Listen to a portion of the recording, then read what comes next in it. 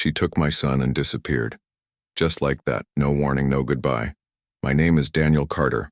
I'm 42 years old, and I work as a senior IT manager for a software firm in Chicago. But this story begins 10 years ago when I was 32. Back then I had just been promoted, was living in a 2-bedroom apartment and believed I had everything a man could ask for. A stable job, a wife I loved, and a little boy named Alex who lit up my world. I still remember the way Alex used to fall, asleep in my arms after I came home from work. He was only 3 and his giggles were the soundtrack to my evenings. Life was busy but felt good. I thought Lisa, my wife, and I were building something strong together. We had small arguments, sure. She didn't love how often I worked, late nights, and I assumed she was just tired from being home with the baby. We both were learning how to be parents. Then one day, everything changed. I came home from a night shift at 6 a.m. The apartment was silent. At first, I thought maybe they were still asleep, but the bedroom was empty. The crib, gone. Clothes, gone. Every photo, every toy, every sign of their life in that home, gone. I called her phone over and over. No answer. I checked with neighbors. Nobody saw anything.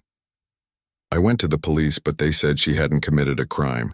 She was the mother and there was no custody order, no help, no trail. It felt like someone had pressed delete on my entire life. And then, 10 years later, and I saw her, in my new office building, wearing a security uniform, same face, same walk. Same woman who had taken my son and disappeared. And just like the first time, she looked right past me. Lisa and I met during our second year of college. She was the kind of person who filled every room with energy. She spoke fast, laughed loud, and had a sharp tongue that could cut and charm at the same time. I was quieter, more reserved. I liked systems, plans, and quiet evenings. She liked stories, surprises, and late-night conversations. Somehow it worked. We dated for 3 years before getting married. It wasn't flashy. A simple courthouse wedding. We didn't have much, but we had each other, and at the time that felt like enough. She was studying creative writing. I was already interning in IT support. We moved into a small apartment near the city and began our life. When Alex was born, everything changed, in both beautiful and difficult ways. He came early during a rainy September night. Lisa held my hand and cried when she saw him for the first time. I remember feeling like nothing else mattered anymore. Not deadlines, not rent, not the world outside that hospital room, just them. Money was tight, but I picked up extra shifts, nights and weekends, to keep us afloat. Lisa stayed home the first year, trying to write in between diaper changes and naps. I did my best to support her, paid off her student loans, with part of my savings, let go of a promotion because it would have required travel. I wanted to be there, a real father, a real husband. At first it felt like we were a team. We had this rhythm. I'd work nights, come home early morning, feed Alex, let Lisa sleep in, then take a quick nap before my next shift. Exhausting, yes, but we made it work. But slowly things began to shift. Lisa started talking about how she missed her old self, how she felt invisible. She said being a mom made her feel like she was losing her identity. I tried to listen. I suggested she go out with friends more. I took on more baby duties so she could write even when I was running on fumes. She began dressing differently, going out more often, saying she needed space or to feel normal. I didn't question it much. I didn't want her to feel trapped. I trusted her even when my gut said something felt off. Then came the distance, short conversations, avoided eye contact, nights where she came home late and went straight to bed without saying a word. When I asked if everything was okay, she'd just say, "I'm tired," or "Don't start." One time I came home from a long shift to find Alex with a neighbor. Lisa had apparently left him there so she could clear her head. She didn't even tell me. I was angry, but I swallowed it. I told myself not to fight. I didn't want to push her away more than she already seemed. Looking back now, I see the signs clearly. The subtle coldness, the quiet exits, the look in her eyes that wasn't quite love anymore, but I was deep in survival mode, balancing bills, a baby, a career. I didn't have the space to ask hard questions. I didn't think she'd ever do something permanent, not something that would rip our family apart. Then came that morning. I walked in, tired, hungry, ready to kiss my boy good morning, and found silence. Empty hangers, drawers half open, no toys, no baby shoes, no crib, no note, no explanation, just air. Cold and still. I checked the building cameras. Nothing. Called every number I could think of. Friends, family, hospitals. Her phone was turned off. I filed a police report, showed photos, explained the situation again and again. But they said there was no custody arrangement on file, so technically she hadn't committed a crime. Just left. I tried everything. Hired a private investigator with most of my savings. He found nothing solid, just whispers of a woman with a young boy moving around a few states using a different last name. No address stayed active for more than a few months. No school records, no daycare logs. It was like she had learned how to disappear. My world collapsed. I stopped sleeping. My job performance dropped. Eventually, I had to leave the company I worked so hard to grow in. I sold our apartment and moved to a smaller city, hoping a change might dull the pain. But it didn't. It just quieted it. I never remarried. Couldn't. Every time I met someone new, it felt wrong. Like I was betraying Alex or myself. I kept his favorite stuffed bear in a box in storage. Every birthday I lit a candle, wrote him letters, told him about my life, even if he'd never read them. I kept going. Quietly, slowly, day by day. But inside, a part of me stayed frozen in that empty apartment, still wondering why, still waiting to be a father again. And then 10 years later, she walked right past me like none of it had ever happened. I had just started over. New city, new job, new quiet. It wasn't easy getting back into the IT field after everything. There were gaps in my resume, stories I didn't want to tell, and years I couldn't explain. But I finally found a decent company downtown that valued experience more than background stories. It paid well. The team was calm. No chaos. That's what I needed. No more storms. The building had a modern design, glass walls, wide halls, and a clean security desk at the entrance. I passed it every morning without much thought, nodded politely to the guards. I wasn't looking for anything. I was just focused on keeping my head down and moving forward. But during my second week, something changed. It was early Friday morning. I came in before most staff. I was sipping coffee, badge in hand, when I noticed one of the guards adjusting her name tag. Her hair was pulled back tightly. Her face was slightly turned, but something about the curve of her jaw, the way she stood, it tugged at a memory. I stared for a second longer than I should have. Then I saw it. The name tag. Lisa C. James. James was her maiden name. My heart stopped. She didn't look at me. She was checking a clipboard, nodding to someone behind the desk. If she recognized me, she didn't show it. Or maybe she was just really good at pretending. I stood frozen for a few seconds, then walked to the elevator. My hands were shaking. My breath was short. I couldn't feel my feet. It had been 10 years. A decade. Why was she here? Why now? That night, I barely slept. I stared at the ceiling and went over every possible scenario. Was Alex with her? Did he know about me? Was she still hiding? Or was this a coincidence? Over the next few days, I didn't say anything. I watched from a distance. She looked older, more tired than I remembered. Her skin was pale. She didn't smile. Barely spoke to anyone. She just did her job. Scan, check, log, repeat. I couldn't believe she was this close. After all these years of chasing shadows, she had been right here. I started doing what I knew best. digging quietly. I used my access in the company's IT systems to check the employee directory. She was listed under temporary security staff, hired through a third-party firm 3 months ago. No personal address, just the agency contact. Her file photo looked recent but neutral, no hint of the woman I once knew. Still, I knew how to find traces. I searched public records, scraped data from address change logs, job applications, even social media. I found a string of aliases and name variations she had used over the years. Lisa James, Lisa Carter, Lisa L. Jameson, and even Sarah J. once. It was like she had rebuilt herself every time she moved. More disturbing than that, there were almost no records of Alex, no school enrollments I could tie her to, no pediatric appointments in any nearby cities, no photos, no online mentions. It was like he had never existed, and that broke something inside me. I had assumed, or at least hoped, that he was growing up somewhere safe, in a normal neighborhood, going to school, maybe even believing his dad was just far away or sick. But this told me she hadn't just taken him. She had deleted me from his world. Erased me.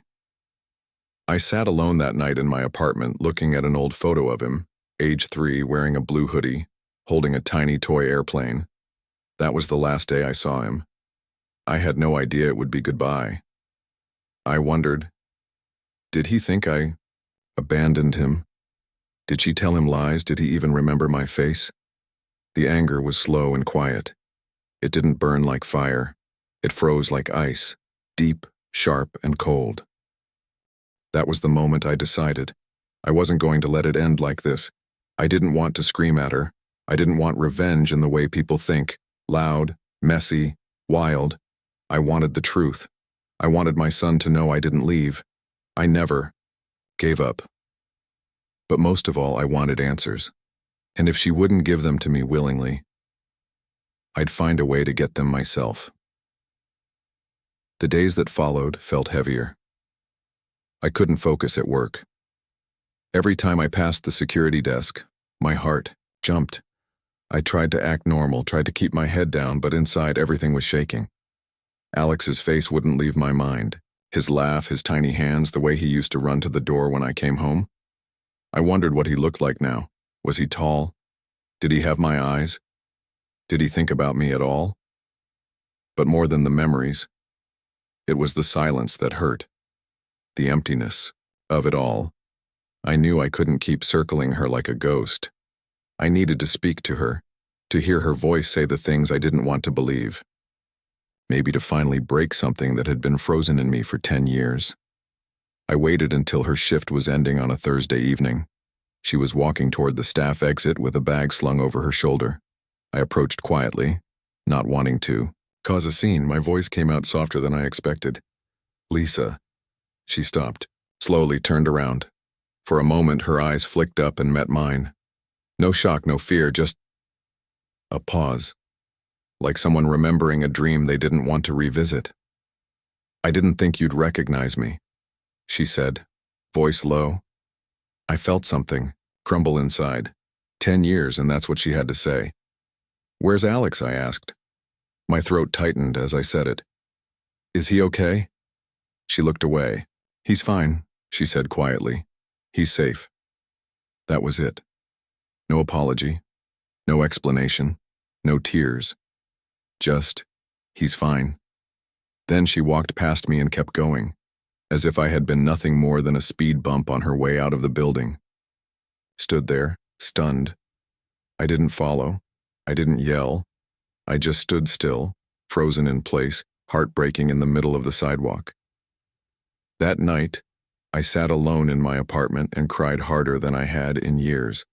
Not loud, not messy, just quiet tears that wouldn't stop coming. I stared at the photo I always kept of Alex in my desk drawer. I held it like it was the only real thing I had left. I realized something clear in that moment. It wasn't just that Lisa had taken him. She had stolen my chance to be a father. She had erased me from his world without even giving me a goodbye. She had rewritten our story without ever asking if I wanted to leave. That kind of betrayal, it changes something in you. You stop expecting fairness. You stop hoping people will do what's right. You stop waiting for closure. But I didn't want revenge, and not the loud kind. I didn't want to destroy her. I didn't want to hurt her back. I just wanted my son to know one thing. I never left him. That night, I went online and searched for a lawyer. I explained the story, everything, the missing years, the false identities, the sudden reappearance, the quiet encounter. He listened, carefully, then said something that gave me a glimmer of hope. If she left without a custody order and used false names to avoid being found, you may have legal grounds to reopen this. Those words felt like a doorway.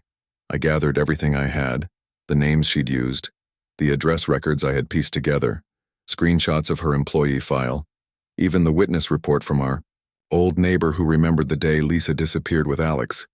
It wasn't perfect, but it was real. For the first time in 10 years, I had something that felt like power. Not control, not rage, just quiet strength. The kind that comes when you've survived the worst pain a heart can carry. I was no longer just a man who had been left behind. I was a father, and I was going to find a way back. I didn't want to hurt her. That's the truth. I didn't want Lisa to lose her job, her home, or her peace. That's not what this was about. My goal was simple. I wanted the truth to come out. I wanted my son, our son, to know that I didn't vanish, that I never stopped trying. But to get there, I had to be smart, careful, quiet. I started with what I knew: data, information, paper trails. People forget that most of what we do leaves a footprint, and Lisa, in all her running, had left more than she thought. I created a timeline. Every job I could find, every fake name she'd used, every city she'd moved to. I pulled archived addresses from old utility records, scraped LinkedIn and job listing sites for clues, and matched that with social media tags and comments she'd forgotten to delete. I even found a post under one of her aliases from 6 years ago, a blurry photo of a boy playing in a park. The caption said, "My little man turns 9 today." It was Alex. I knew those eyes anywhere. That post gave me a city. From there, I found a school district. From there, school records.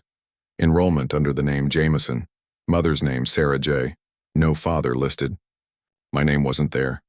That hurt, but it gave me enough to work with. Meanwhile, I kept an eye on her at the building. I didn't approach again. I didn't want to spook her. I wanted her to think I'd let it go. At the same time, I spoke with my lawyer regularly. He helped me file a petition to reopen a custody case, even after so many years. The law wasn't always kind to fathers, but her actions had left a long trail of deception. Her use of false identities and interstate relocation without consent made it possible, but I knew I needed more. So I turned to the company itself. Using my position in IT, I quietly flagged her employee profile for background verification. It was standard protocol for contract employees to be reviewed every few months. I didn't lie or forge anything. I just placed a digital note, a soft red flag, suggesting her identity be re-verified. Within a week, HR reached out to her agency. That triggered a review. When they tried to match her documents to her current profile, things didn't add up. Her references didn't respond. Her listed address had no lease. Her employment history had gaps. And her photo ID didn't fully match her real driver's license, which was under a different variation of her name. She didn't know what was coming. While that was happening, I finalized the court paperwork. My lawyer filed a request to establish paternity rights, seek visitation, and bring her actions to light. We attached every record we had: photos, posts, public reports, and her job file. I wasn't doing this to win. I was doing this to be seen. I wrote a letter, too, to be read in court if needed. It wasn't angry, just honest. I said everything I wished I could have told her years ago: that I never gave up, that I waited, that I loved Alex every single day, even in his absence.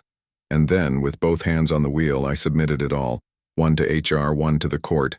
2 quiet moves, 2 doors opened, no shouting, no threats, just the truth. and for the first time in years, I felt calm. Not happy, not proud, but calm. Like the part of me that had been stuck in that morning, the day she left, had finally started to move again. I didn't know what would happen next, but I knew I had done everything I could. I wasn't hiding anymore, and neither was the truth. 2 weeks after I submitted the files, things started moving. HR called me into a small office one morning. It was quiet, just me and the compliance officer. She asked if I had ever interacted with the security staff personally. I kept my answer simple, said I had recognized someone from my past and it made me uncomfortable. That's it. Later that week, Lisa was called in for a meeting. She didn't return to her post afterward. By the end of the day, her name was gone from the staff system. The official reason, I learned, was that her identity verification had failed. Background inconsistencies, invalid references, no valid government-issued ID matching her application. It was all quiet. No announcement. No drama. She packed her things and left through the front entrance. I stood by the third-floor window and watched her walk out. Same slow, tired steps. No one else noticed her. She disappeared into the street just like before, only this time I was watching. It didn't feel like victory, just necessary. But the real moment, the one I'll never forget, came a month later. My lawyer called. She's not contesting the petition, he said. Her attorney reached out. She's willing to discuss visitation outside of court. I sat still for a long time. I didn't expect that. I thought she'd run again, or fight. But she didn't. Maybe she knew she had no ground left. Maybe she was tired. Or maybe, deep down, she knew Alex deserved to hear the truth. We met at a neutral family center. The room was quiet, with soft chairs and toys in the corner. I waited there, hands clenched in my lap, heart pounding like it did the day I first held my son, and then the door opened. He stepped in, taller than I imagined. He had broad shoulders, shaggy hair, and the same deep brown eyes he had as a toddler. My eyes. He didn't smile, didn't run toward me. Just stood there, confused. Lisa was behind him. She gave a quick nod to the counselor and stepped back. I swallowed hard. Hi, Alex. He tilted his head. Do I know you? I smiled gently. No, but I know you. I've always known you. He looked unsure. I reached into my bag and pulled out a small box. Inside were old photos, a toy airplane, a letter I had written to him on every birthday. 10 letters. Never sent. I handed it to him. This is yours, if you ever want to read them. He took the box, sat down quietly, opened the first photo. It was him, age 3, sitting on my lap holding that little toy plane. His face softened a bit. That's me? I nodded. And that was me too. He didn't say much else that day. Just listened, flipped through the pictures, held the toy for a few seconds, then put it back in the box, but he didn't leave. That was enough. Over the next few weeks, we scheduled more visits, supervised, short, sometimes awkward. He asked questions. I answered everything honestly. No blame, no anger, just truth. I told him I never left him. I told him I searched. Told him I loved him every single day, even when I didn't know where he was, and he listened. That was the real justice. Not the job loss, not the exposure, but this, being seen by my own son, being real to him again. Lisa didn't say much in those meetings. She kept her distance. We didn't argue. We didn't talk about the past. I think she knew there was nothing left to say. She moved away shortly after. No forwarding address, no new job listing. Just gone again. But this time it didn't break me, because this time Alex stayed. Life didn't magically fix itself after that.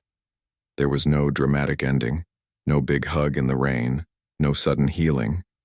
But there was something else. Something better. Quiet, slow rebuilding. Alex and I started meeting once a month. Sometimes we'd grab pizza. Other times we'd walk around the park or sit in the car listening to music. At first, he barely spoke. He just watched me, like he was still trying to figure out who I really was. I didn't push. I just kept showing up, month after month. Told him stories about when he was a baby, how he used to throw spaghetti on the wall, how he laughed when I sang badly, how he used to fall asleep with his hand gripping my shirt. He didn't remember those things, but I saw something soften in him when I shared them, like part of him wanted to. 6 months in, he called me Dad for the first time. He said it quietly, in the middle of a sentence. He didn't even look up when he said it, but I heard it, and I'll never forget it. As for Lisa, she moved, out of state. I don't know where. I don't ask. It's not my business anymore. I don't feel hatred toward her, not anymore. But I also don't forgive her. Some things cut too deep to ever fully close. Still, I'm not angry. I'm at peace because I have my son back. Not the baby I once held, but the young man he's becoming. We lost years. A whole childhood, really. But we're building something new now. On our own time. On our own terms. And that, to me, is enough. I still keep the photo of him as a toddler in my wallet. I still write him letters, though now I can give them to him in person. Revenge didn't come in flames or shouting. It came in truth. In showing up. In not giving up. And in the quiet, steady love of a father who refused to disappear. After 10 years of silence, I finally feel whole again.